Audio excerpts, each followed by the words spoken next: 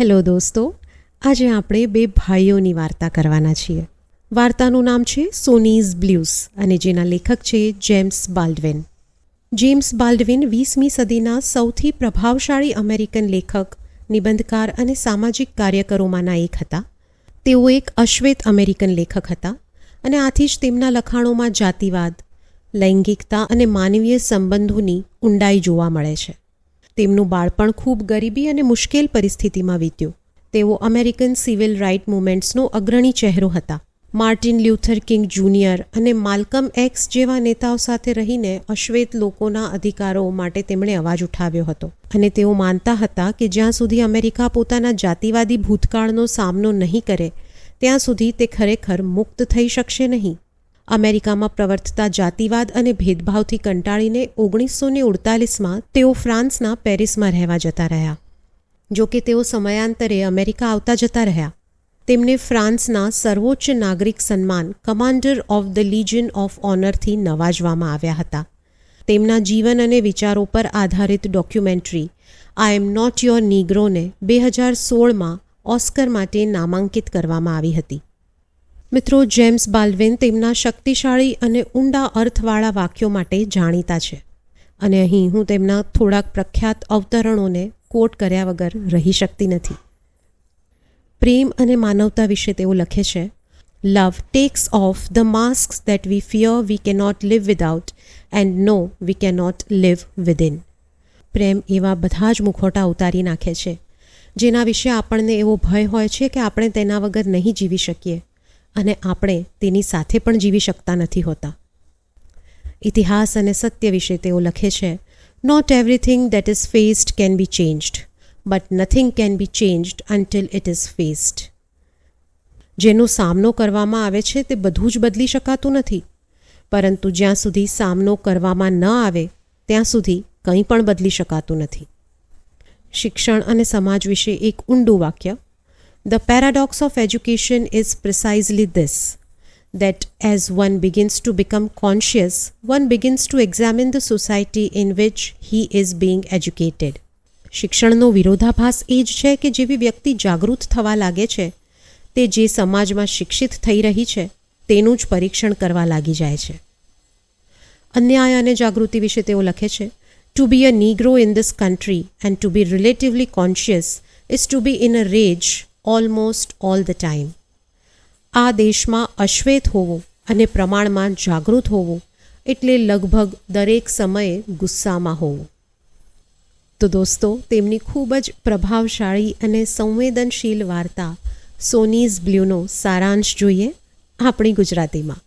આ વાર્તા ન્યૂયોર્કના હાર્લેમ વિસ્તારમાં રહેતા બે ભાઈઓ, તેમની પીડા અને સંગીત દ્વારા મળતી મુક્તિની આસપાસ ફરે છે.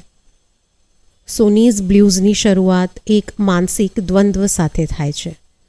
જેમ્સ બાલ્ડવિને વાર્તાના પ્રારંભમાં જ પાત્રોની આંતરિક પીડા અને હાર્લેમના વાતાવરણની ભીંસને સચોટ રીતે રજૂ કરી છે.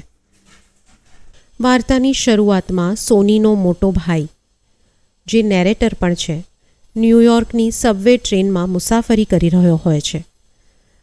સમાચાર પત્ર વાંચતા તેની નજર એક હેડલાઇન પર પડે છે જેમાં લખ્યું હોય છે કે તેના નાના ભાઈ સોનીની હેરોઇન એટલે નશીલા પદાર્થોના ગુનામાં ધરપકડ કરવામાં આવી છે. આ સમાચાર વાંચીને તે સ્તબ્ધ થઈ જાય છે. લેખક અહીં એક સુંદર રૂપક વાપરે છે. નેરેટરને એવું લાગે છે કે જાણે તેના પેટમાં બરફનો મોટો ટુકડો જામી ગયો હોય. તે લાંબા સમય સુધી આ સત્યને સ્વીકારી શકતો નથી, કારણ કે તેના માટે સોની હજી પણ પેલો નાનો, ભોળો અને તેજસ્વી છોકરો જ છે. તેને એ વાત પર વિશ્વાસ નથી આવતો કે તેનો શાંત અને પ્રેમાળ ભાઈ આ રસ્તે ચડી ગયો છે. આમ વાર્તાની શરૂઆતમાં લેખક બે મુખ્ય પાસાઓ પ્રસ્થાપિત કરે છે. નેરેટરનો મનોભાવ કે મોટા ભાઈ તરીકે સોનીને બચાવવામાં તે નિષ્ફળ રહ્યો અને સોનીએ પોતાની પીડા છુપાવવા માટે નશાનો સહારો લીધો હતો જે તેના ભાઈને ક્યારેય સમજાયું નહોતું. નેરેટર ગણિતનો શિક્ષક છે. જ્યારે તે તેના ક્લાસના છોકરાઓને ભણાવે છે ત્યારે તેને લાગે છે કે આ બધા જ યુવાનો પણ તેવા જ અંધકાર અને મુશ્કેલીઓથી ઘેરાયેલા છે જેમાં સોની ફસાયો હતો. તેને અહેસાસ થાય છે કે તેના જીવનમાં પણ ભવિષ્ય પ્રત્યે એક પ્રકારની નકારાત્મકતા અને મર્યાદાઓ છે. શાળા પૂરી થયા પછી વાર્તાકાર શાળાની બહાર સોનીના એક જૂના મિત્રને મળે છે. તે પોતે પણ ડ્રગ એડિક્ટ છે. તેમના વચ્ચેની વાતચીત દરમિયાન એ જણાય છે કે ગરીબી અને નશાની આદત કેવી રીતે માણસને તોડી નાખે છે. પેલો મિત્ર સોનીની પરિસ્થિતિ માટે પોતાને પણ જવાબદાર માને છે, કારણ કે તેણે જ સોનીને ડ્રગ્સની અસરો વિશે કદાચ ક્યારેક ઉત્સાહિત કર્યો હતો. આમ વાર્તાની શરૂઆતમાં જ બાલ્ડવેન ડાર્કનેસ અને સફરિંગને કેન્દ્રમાં રાખે છે. હાર્લેમની ગલીઓનો અંધકાર એ વાસ્તવમાં ત્યાંના લોકોના જીવનના સંઘર્ષનું પ્રતીક છે. નેરેટર સોનીની જેલની સજા દરમિયાન તેની સાથે વાત નથી કરતો, પણ જ્યારે તેની પોતાની નાની દીકરી ગ્રેસીનું માંદગીને કારણે અવસાન થાય છે ત્યારે તે દુઃખમાં સોનીને પત્ર લખે છે. આ ઘટના બંને ભાઈઓને ફરી નજીક લાવે છે. સોની પત્રમાં પોતાની લાચારી અને ડ્રગ્સની આદત પાછળના કારણો સમજાવવાનો પ્રયત્ન કરે છે. વાર્તામાં એક મહત્વનો વળાંક ત્યારે આવે છે જ્યારે વાર્તાકાર તેની માતા સાથેની છેલ્લી વાતચીત યાદ કરે છે. માતા તેને જણાવે છે કે તેના પિતાએ પોતાના ભાઈ એટલે કે નેરેટરના કાકાને પોતાની નજર સામે એક કાર અકસ્માતમાં મરતા જોયા હતા. તે કાર અકસ્માત એક નસ્લીય હિંસાનો ભાગ હતો. માતા વાર્તાકારને વચન આપવા કહે છે કે ગમે તે થાય તે સોનીનો સાથ ક્યારેય નહીં છોડે. આ જવાબદારીના ભાર નીચે મોટો ભાઈ હંમેશા સોનીને સુધારવાનો પ્રયત્ન કર્યા કરે છે. સોની જ્યારે જેલમાંથી બહાર આવે છે ત્યારે તે તેના મોટા ભાઈ સાથે રહેવા જાય છે. અહીં બંનેના વિચારો વચ્ચેનો સંઘર્ષ સ્પષ્ટ દેખાય છે.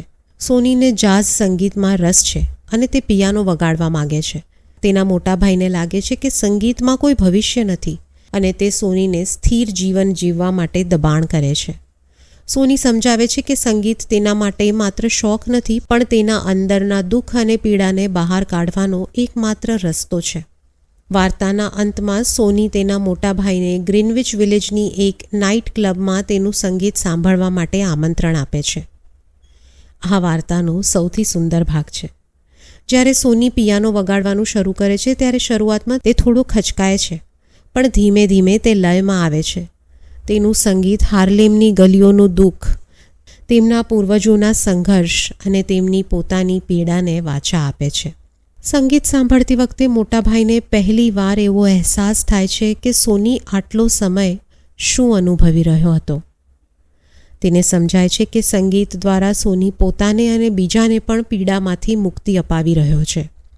વાર્તાને અંતે નેરેટર પોતાના ભાઈ સોની માટે પિયાનો ઉપર એક ડ્રિંક મૂકે છે.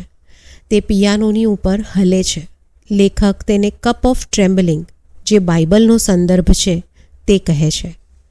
તે દર્શાવે છે કે સોનીએ પોતાની પીડાને જીતી લીધી છે અને મોટા ભાઈએ તેને તે જેવો છે તેવો સ્વીકારી લીધો છે.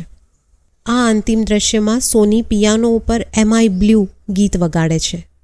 ત્યારે તે માત્ર એક મનોરંજક સંગીત નથી રહેતું, પરંતુ વાર્તાના તમામ સંઘર્ષોનો નિષ્કર્ષ બને છે. સોની આ ગીત દ્વારા તેના ભાઈને અને દુનિયાને કહી રહ્યો છે કે તેની અંદર કેટલી પીડા અને કેટલી એકલતા ભરેલી છે. તેણે જે નરક, જે નશાની આદત અને જેલ જોઈ છે, તે બધું જ તે આ સૂર દ્વારા વ્યક્ત કરે છે અને તે સાબિત કરે છે કે સંગીત એ તેની સાચી ભાષા છે. સમગ્ર વાર્તા દરમિયાન નેરેટર સોનીના સંગીત અને તેની જીવનશૈલીને સમજી શકતો નથી, પરંતુ જ્યારે સોની આ ગીત વગાડે છે ત્યારે મોટાભાઈને પહેલીવાર અહેસાસ થાય છે કે સોની શેમાંથી પસાર થયો છે. આ ગીત બંને ભાઈઓ વચ્ચેના અંતરને મિટાવે છે. નેરેટરને સમજાય છે કે સોનીનું સંગીત તેને નશાથી દૂર રાખવા અને જીવતા રહેવા માટે કેટલું જરૂરી છે. અહીં જેમ્સ બોલ્ડવિન એ સૂચવે છે કે આ ગીત માત્ર સોનીનું નથી. આ ગીત સામૂહિક અને ઐતિહાસિક પીડા, એક કલેક્ટિવ પેઇનનું ગીત છે. હાર્લેમના તમામ અશ્વેત લોકોની, તેમના પૂર્વજોની અને તેમના પર થતા અન્યાયની સામૂહિક વેદનાનું પ્રતીક છે. આ ગીત આપણને એ પણ સૂચવે છે કે માનવી પોતાની પીડાને કેવી રીતે સહન કરતા શીખી શકે છે. સોની તેની પીડાને દબાવવાને બદલે તેને સંગીતમાં રૂપાંતરિત કરે છે અને પોતાના દુઃખમાંથી મુક્તિ મેળવવાનો રસ્તો તેને ટાળવામાં નહીં, તેને સ્વીકારવામાં અને તેને વ્યક્ત કરવામાં મેળવે છે. ગીત ભલે બ્લ્યુઝનું હોય, એટલે ગીત ભલે દુઃખદ હોય, પણ સોની જ્યારે તેને કુશળતાથી વગાડે છે ત્યારે તે તેની પીડા પર મેળવેલા વિજયનું પ્રતીક બને છે અને અંધકારમાંથી બહાર આવવાની તેની મથામણનું જીવંત ઉદાહરણ બને છે.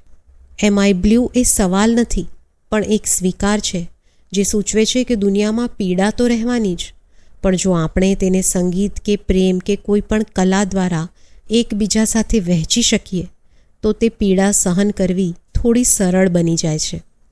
આ વાર્તાને અંતે આ ગીત સોની અને તેના ભાઈને એકબીજાની નજીક લાવવાનું માધ્યમ બને છે.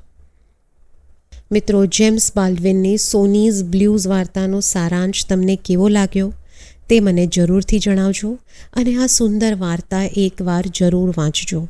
તેની લિંક મેં ડિસ્ક્રિપ્શનમાં મૂકી છે. મને આશા છે કે તમે વાંચીને મને પ્રતિસાદ જરૂર આપશો. આભાર.